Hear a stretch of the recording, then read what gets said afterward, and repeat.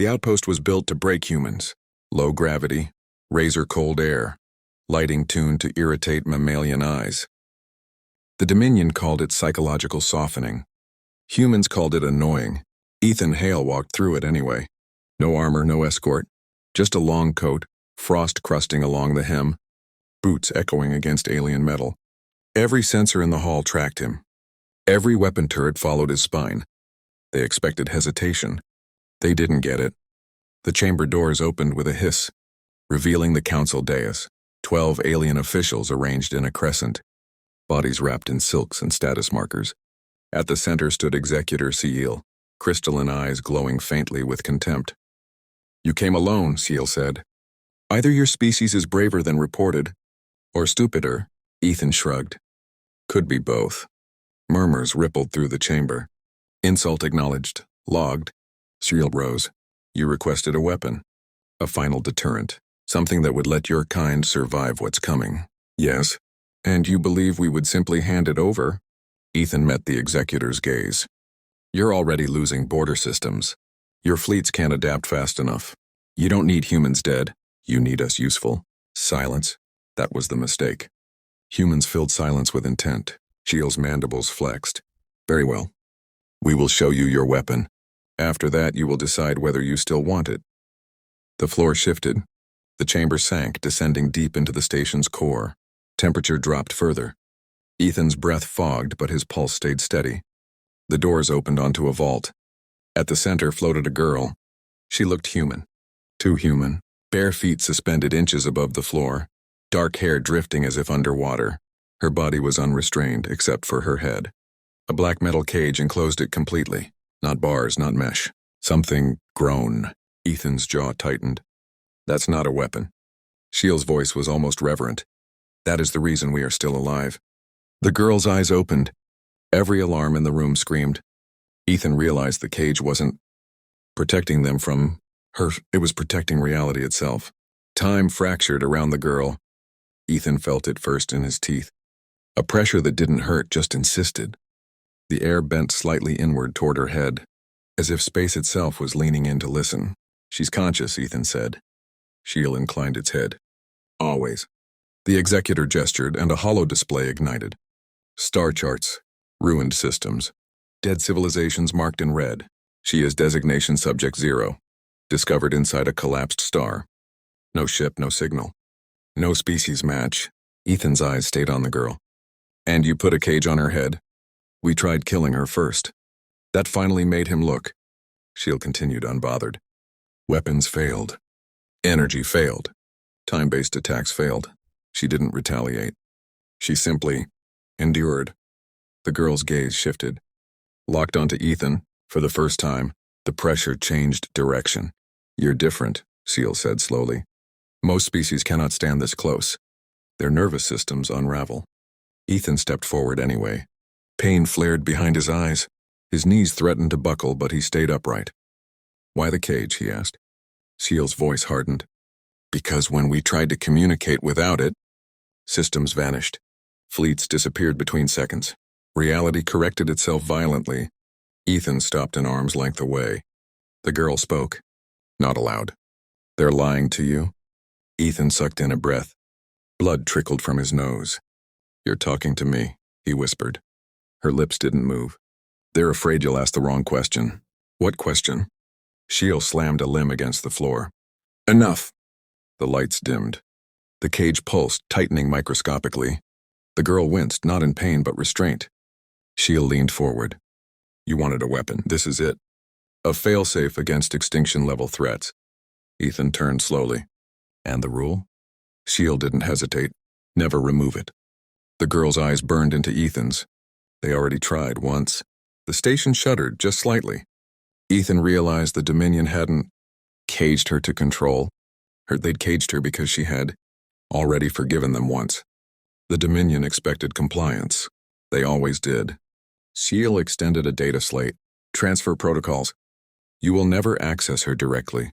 You will deploy her only under Dominion oversight." Ethan didn't take it. Instead, he asked, "What happens if I say no?" Seal's tone cooled. "Then you leave empty-handed. And when the coming threat arrives, your species ends." Ethan looked back at the girl. She looked tired. Not weak, not broken, just old in a way stars got old. They didn't tell you about the others, she said inside his head. Others? Other species who came for weapons. None of them asked what I wanted. Ethan exhaled slowly. What do you want, he asked. Every alarm in the chamber spiked into overload. Seal recoiled. You will not. I want the cage to stay, she said, for now. Ethan frowned. For now? Because if it comes off too early, no one survives the learning curve. The floor trembled harder this time. Hairline fractures crawled along the vault walls. Dominion guards panicked. Shiel hissed, furious. You see? This is why she is contained. Ethan turned back to the executor, eyes cold. No, this is why you're afraid. He finally took the slate, then crushed it in his hand. I'm not here to borrow a weapon, he said. I'm here to make an alliance. Shiel laughed, sharp and brittle. With that?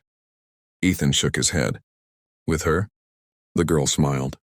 Outside the station, unknown to all of them, long-range sensors detected something impossible. A response signal. Not from the girl. From whatever she had been holding back. The real threat had just noticed that a human had finally asked the right question. The Dominion station went into containment lockdown. Bulkheads sealed. Gravity spiked. Weapons powered up, not aimed at Ethan but at the girl. That told him everything. Shiel's voice cut through the alarms. Human, you've exceeded your authority. Step away from the asset. Ethan didn't move. Instead, he slipped an earpiece from his pocket and pressed it in. Control, you seeing this? Static, then a calm voice. We're seeing it, Ethan. We're also seeing the station rerouting power like it's preparing for an internal war. Good, Ethan said. Means they're honest about being scared. The girl drifted closer within her suspension field. The cage hummed louder now, struggling to dampen something that was waking up.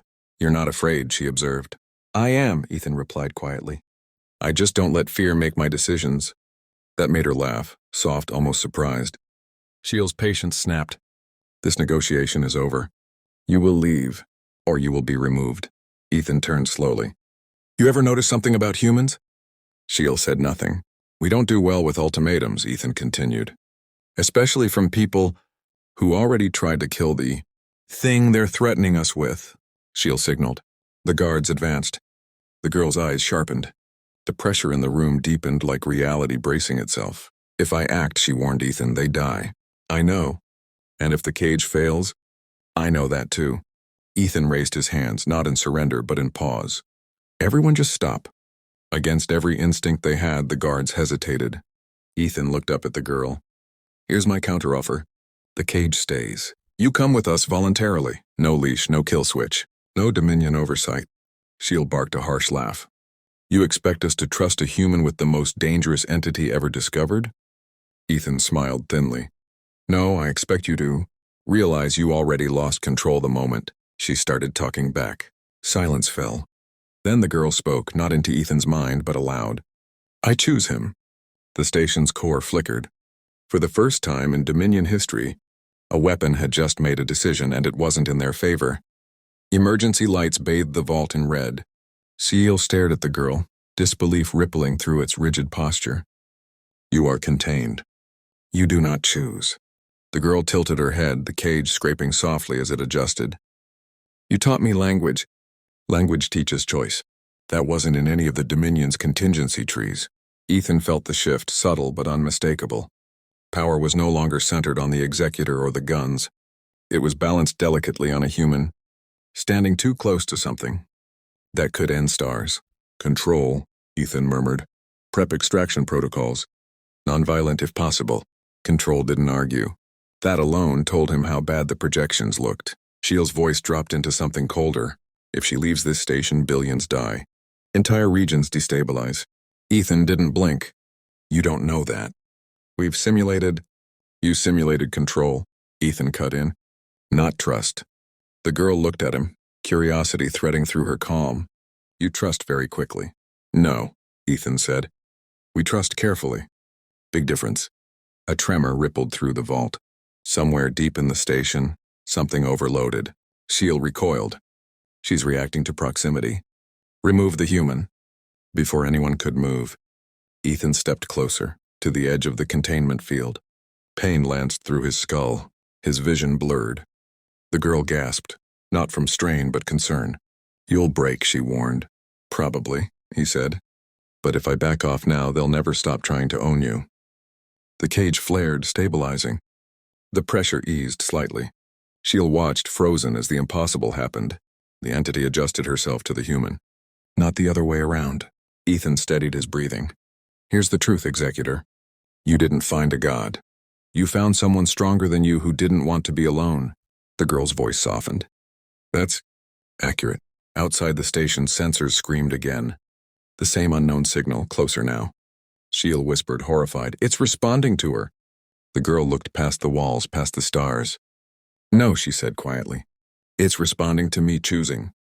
Whatever was coming had just learned that the most dangerous being in the galaxy now had a human standing beside her. The first Dominion cruiser exploded without warning. No attack vector, no buildup. Just gone. Every screen in the vault lit up at once. Sheil staggered back. "That's impossible." There was no energy spike. "There never is," the girl said. Her voice was heavy now. "That's why it wins." Ethan's blood ran cold. "What is it?" She hesitated. "It's what happens when intelligence evolves faster than empathy." Another cruiser vanished. Then a third. Panic tore through the station. Command channels flooded with screams, broken orders, half-finished prayers. Sheil rounded on Ethan. "You brought this." Ethan shook his head. "No, you caged the only thing it was afraid of." The girl's hands curled slowly at her sides. The cage strained, emitting a sound like metal under stress. "I kept it contained by staying still," she said. "By not choosing sides." "And now?" Ethan asked. "Now it knows I've picked one." The station lurched as something brushed past it. Not physically, but conceptually, like an idea passing too close. Sheil's voice broke. "If you act, the cage will fail." "I know," she replied. Ethan swallowed. "Is there another option?" She met his eyes. "There is. But it costs. Tell me. I can fight it. Delay it, but once I do, the Dominion will never be able to pretend they're in control again." Sheil slumped. "Our empire was already dead," Ethan said quietly. "You just hadn't accepted it yet." The girl took a breath she didn't need.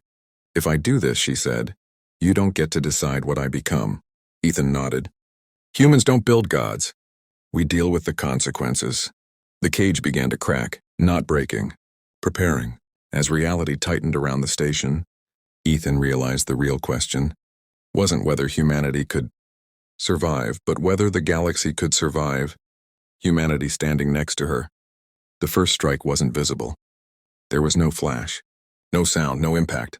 Reality simply stuttered. Ethan felt it like a skipped heartbeat in the universe. The air thickened. Light bent the wrong way. Somewhere far beyond the station, something impossibly vast had brushed against existence and recoiled. The girl screamed. Not in pain, but in effort. The cage around her head fractured further. Hairline cracks spreading like lightning trapped in metal. Energy bled through, distorting gravity. Consoles tore free from the walls, orbiting her in slow, violent arcs. "She's destabilizing the station," Sheil shouted. "No," Ethan said, teeth clenched. "She's stabilizing everything else." The girl's feet touched the floor. That had never happened before. Her knees buckled instantly. Ethan moved without thinking, catching her before she hit the ground. The moment he made contact, the pressure doubled. His vision went white. Blood filled his mouth. She was heavy, not physically, but existentially, like holding a truth too large for the brain to accept. "It's pushing back," she gasped. It didn't expect resistance. "Too bad," Ethan muttered. "Neither do humans." Outside, the unknown intelligence reacted. Space folded. A Dominion Dread platform vanished, not destroyed, but erased so completely that even memory buffers failed to record it. Panic rippled through every channel. The girl shuddered in Ethan's arms. "I can hurt it," she whispered. "But it learns fast." "Then we don't let it learn," Ethan said. "Control, deploy signal scatter. Blind it." "Already doing it," Control replied grimly. "It's adapting." Of course it was. The cage cracked again. Sheil fell to its knees. "You're killing us all." The girl lifted her head. Her eyes burned, not with rage but resolve. "No, I'm finally fighting back." She reached out. For the first time in recorded history, The thing beyond space hesitated, and hesitation was something humans understood very well. As the enemy faltered, the cage split wider, and Ethan realized that if it broke completely, she might not survive becoming free. The Dominion station began to tear itself apart. Structural alarms wailed. Hull stress climbed past redline. The universe didn't like what was happening inside this place, and it was pushing back hard. Ethan held on anyway. "You need to let go," the girl said weakly. "Your body can't take this." "Yeah," he replied through clenched teeth. "Story of our species." She tried to smile, failed. The cage groaned, shards of alloy peeling away and dissolving into nothing. Each piece that vanished took something with it. Memories, timelines, possibilities collapsing into singular outcomes. The girl cried out as another fracture spread. "If it breaks, I won't be able to hold myself together." Sheila looked up sharply. "Explain." "I was never meant to be whole," she said.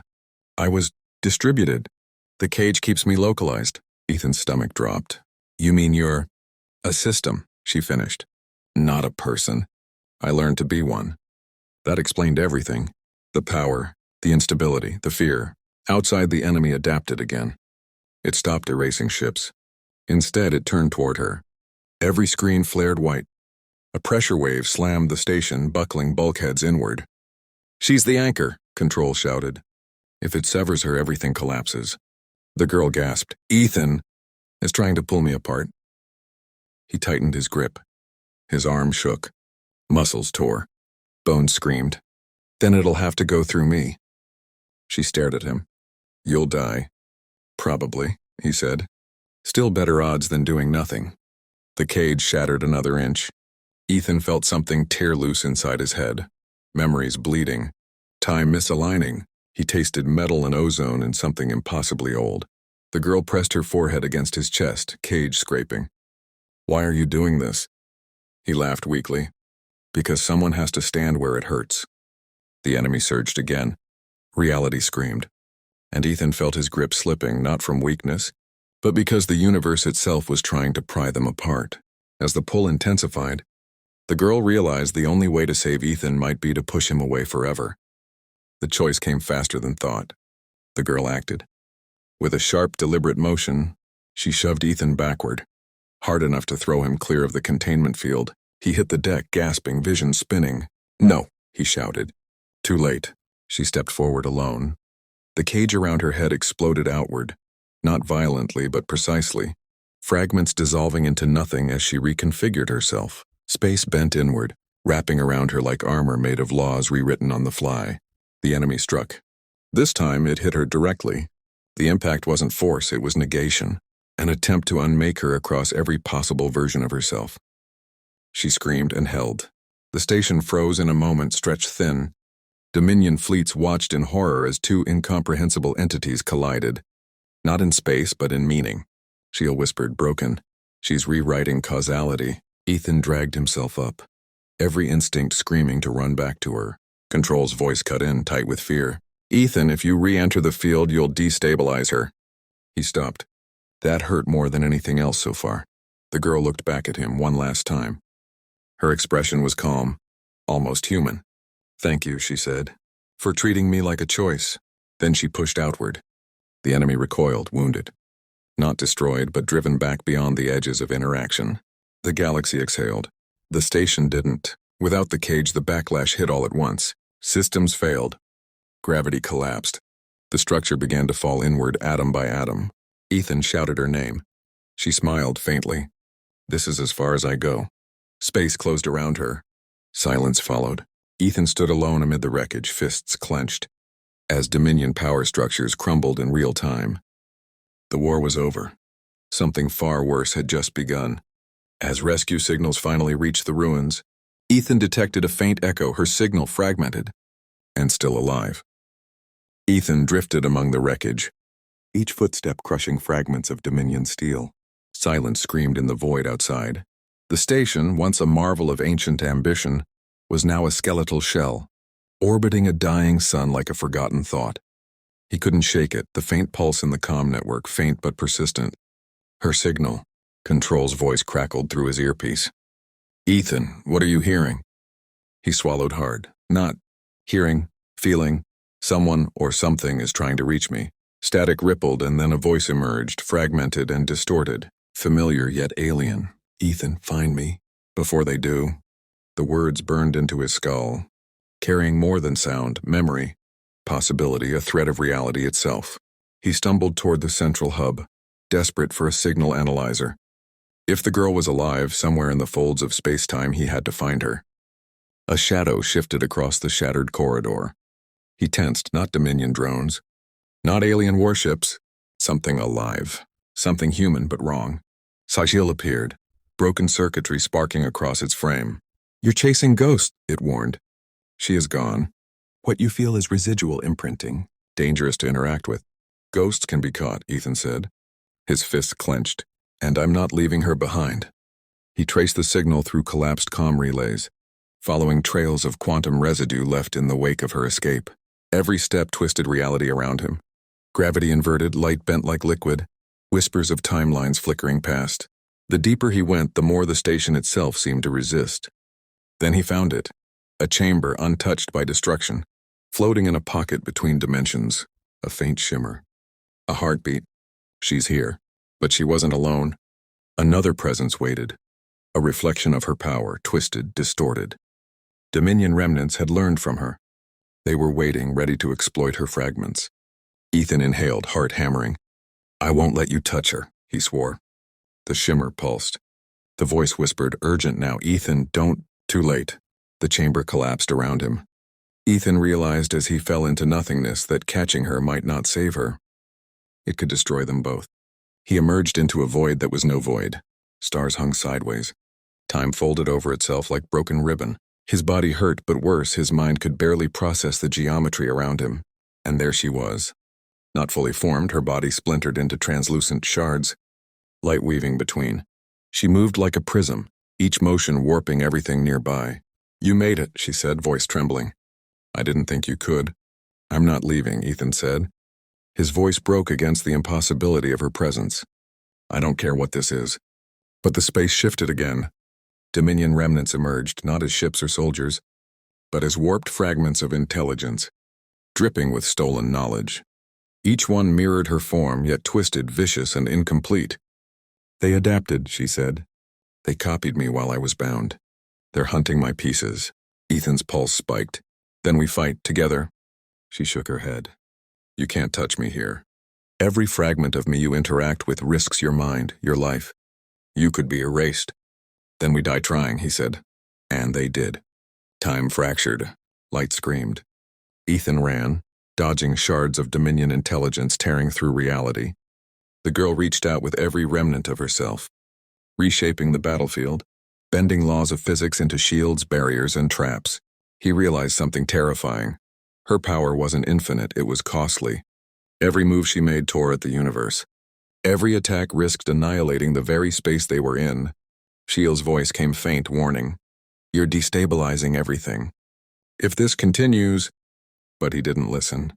He couldn't. Humans never give up. And in that moment of chaos, one of her fragments screamed. And Ethan recognized it, not as enemy, but as the version of her that wanted him gone. Ethan froze, staring at the fragment. Its eyes were hers, same warmth, same fire, but warped by Dominion's imitation. It lunged, not to kill but to separate them.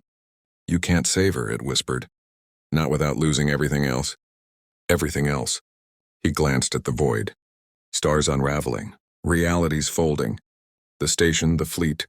Countless timelines, all collapsing in slow, excruciating waves. Then what choice do I have? He shouted. He moved forward anyway. His body strained against the pull of collapsing dimensions, every step a battle against physics itself. She reached for him, not a hand, but a spectrum of intention. The fragments around her pulsed like warning lights. Ethan, she whispered, if you come closer, you'll die. But if you don't, I'll die, and everything I hold together will unravel. He closed his eyes. Humans are stubborn, humans are reckless, and sometimes, humans are right. He lunged. Reality screamed. Light shattered, folding into itself. Dominion intelligence wailed in erased harmonics. The girl's form condensed, stabilizing only because he bore the brunt of the collapse. He became her anchor, her human tether absorbing the cost of existence itself. breathing broken, surrounded by silence and fragments of a galaxy that almost ceased to exist. She looked at him, whole again, yet changed. Not human, not fully alien. Something else. Something beyond comprehension. "Thank you," she said softly, "for choosing me." Ethan grinned weakly. Humans, they always choose the impossible. But somewhere deep in the void, a warning blinked. Dominion was gone, for now. But the cosmos remembered, and the next time something ancient stirred, it would know exactly how to find them. As they drifted together in the quiet aftermath, a single fragment of Dominion intelligence blinked back to life, whispering one word: human.